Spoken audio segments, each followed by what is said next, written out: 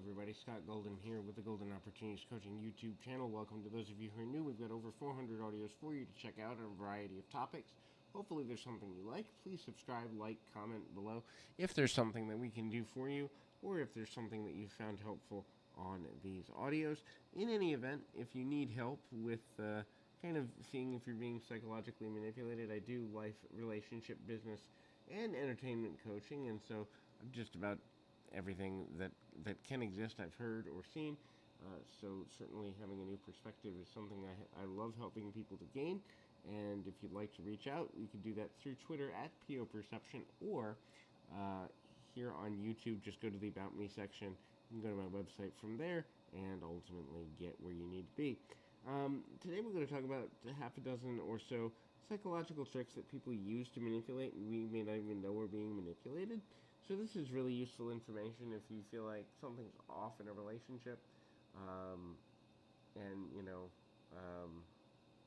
kind of you feel like things are getting there. And a lot of these are body cues, so they're not really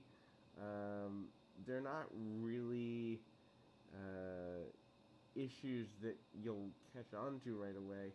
A couple of these could be verbal cues, but they're verbal or body cues. They're not like out there things that are easy to find. So it happens a lot, and it happens quite quickly. So the first thing is the overuse of your name. Look, we have an attachment to our name. Much like an animal, when we hear our name, we're going to react because, well, it's ours, and it's given to us so that we can connect with other people. But the average person might use your name once every, let's say, half hour or hour. Now, if a person is overusing your name in a conversation, it's because you like hearing your name. It lights you up on the inside. Even if you don't necessarily like your name, the idea that someone's recognizing you above all else in the world in that given moment is going to make you feel warm and fuzzy on the inside, even if you don't realize that it's happening. So, when someone's using your name, you're more likely to connect with them, which means you're more likely to give in to them or to agree with them. Agreement is the gateway to giving in, because if you agree and their persuasion is persistent, they can get you to do or think just about anything. The next is kind of lapped in with it, and that's overselling. So let's say you have a friend, and the friend comes to you and says, "Hey, I need you to help me out every day for 2 weeks." And you say, "Oh, that's a lot of help. I can't do that. I don't have time for that." And you're like, "No, I really can't do that." And they say, "Fine. Well, can you only help me for the next 4 days?" Now, their goal was originally to get you to help for the 4 days, but they oversold you on what they needed, so that they really needed was something you'd comply to. This is a salesperson manipulation tactic. It's actually taught in sales seminars, where if you oversell something from the beginning and then offer a smaller package, a smaller amount, people are more likely to agree. The next is smiling and eye contact. So if a person is constantly looking you in the eye, if they're constantly smiling at you, if they're giving you softer body language over time, whether you realize it or not, you are more likely to connect with them and be amenable to them. So people can use their smile. They'll flash your smile at appropriate times, but also kind of at inappropriate times. Sometimes the half smile to show sympathy, even if they're not sympathetic. Sometimes the big toothy grin if you're excited about something or you're being humorous and they're not really feeling it. So just watch how a person's facial expressions specifically change in relation to what you're doing or saying if they've already asked for something.